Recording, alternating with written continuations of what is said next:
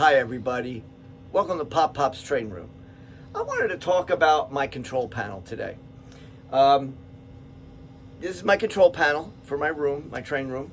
This is actually one of my train rooms. I have another train room, but this one I started in 2000. But I started, I think, building the room itself because this is in the basement, so framing it, sheetrocking it, spackling. I painted everything blue for cloud, the sky, and then clouds, and then building the table itself. But my control panel I built, and I added a lot of toggle switches. But when I first started it, I thought I would have plenty of room to continue with toggle switches. You don't realize how many different things that you want lit up. All of a sudden I'd want just the street lights to go on, so I'd have a toggle switch for that. Then all of a sudden I wanted maybe 3 buildings to go on, and I'd have a toggle switch for that. Traffic light signals, I'd have a toggle switch for that. And I love having buttons around the room and toggle switches for the grandkids to do while I'm controlling the trains. They love watching the trains and hitting all the different buttons that do things and move things. I love movement with the trains. But I just wanted to talk about, you never realize how much room you really need for all the different, if you keep adding things that light and move, you need so many different buttons. And also when I first started, again, I started out and I didn't label anything. I had everything, just all the toggle switches, and I thought I'd be able to just memorize, come down, and I'd know what switch did what, and I did not. So then I finally, as years went on, I finally got a label maker, and I started to label everything, and then I didn't even realize what the switch did. I had to keep turning them on and off and trying to figure out what switch that was operating. So then I actually went along, and I don't know if you could see, some of the toggle switches are painted white. So I did that because those are more the ones that are lights inside buildings or street lights. So a lot of times what I do is I go along and I lower the lights, and then I start turning on different lights. So it looks like it's getting dark, and then the lights in the town are coming on. So I did a lot of that, and then went along and I did a lot of push buttons that make, like this one's dump the logs over by the sawmill. So I painted that red, so I knew that was a button for I just was trying to label it. And then this main panel over here on the side, I didn't have room, so I actually added like a little wing with more switches. I have my my KWs here to control my trains. So I can have a lot of different trains on different levels running at different times. I have a lot of my switches to switch the track. And I have Atlas track and Atlas switches. So I have all these for my Atlas switches. A lot of times I'll be running them and I won't be doing a lot of switching. I'll just be running trains. But then I want to go along, like this section over here on my left is more for the yard. And if I want to really play and have the different yard tracks activated, and if I want to do some uncoupling of the trains, I have the red buttons. So that's what this area over here is for.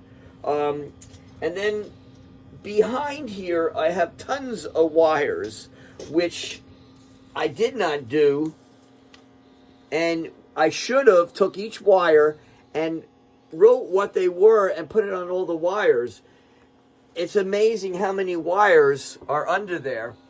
If you could see, there's just wires going everywhere. And again, they're all low voltage.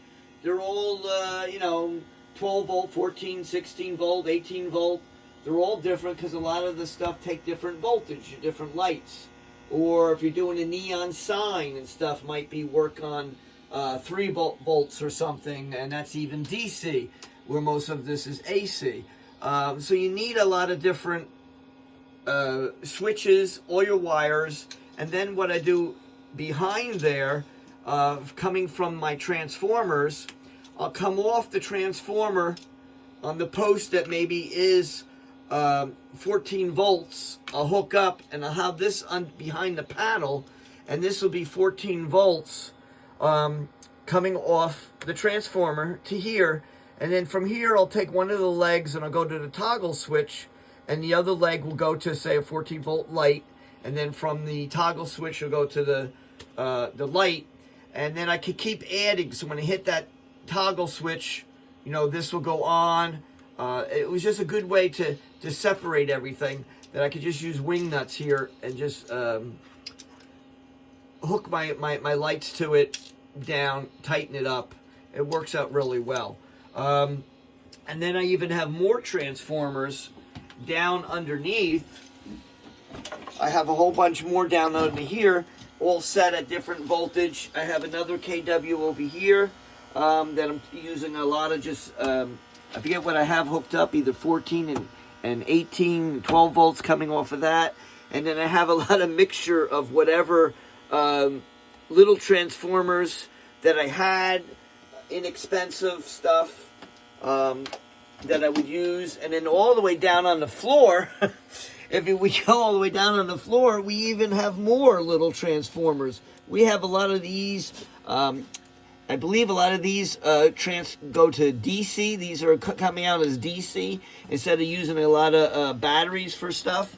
I'll take a neon sign or something that is blinking, and I'll use the power instead of using batteries for those. I'll hook that up, and again, that goes to a toggle switch, and then from there it goes out. So I have wires everywhere. Again, future, I just should have did more labeling. That's one thing that you never realize, how many wires you'll have running in different areas that you didn't believe that you'd run a wire from one end to the other. Then I even have way up here, because I have an upper level, so everything on this upper level of trains has to come down, and I have it coming down and blocked by this tube, all going down behind the control panel here. And it's just, you just end up with so many wires. A lot of the wires in the day, I would use, I was buying a lot of the wires at Radio Shack, which I could get a lot of different gauge wire, different color wire, would work out great. And then in my area, Radio Shack kind of disappeared. I think you still can get them online, I'm not sure. But I would just go to my local Home Depot and go in there and buy speaker wire. They have a lot of speaker wire, 16 gauge, 18 gauge. And I just ran a lot of speaker wire. The problem is with the speaker wire, it wasn't color coded. So that's where I made a mistake, and not using some kind of labels. When something goes wrong and you're trying to trace a wire or change something, all of a sudden there's a certain item that no longer is working, a Lionel product or something, and you want to change it. And I had one time, I had another crane down the one end, and I wanted to change it to something else, but I had to like change the wire because it was a different voltage that it was going to run on.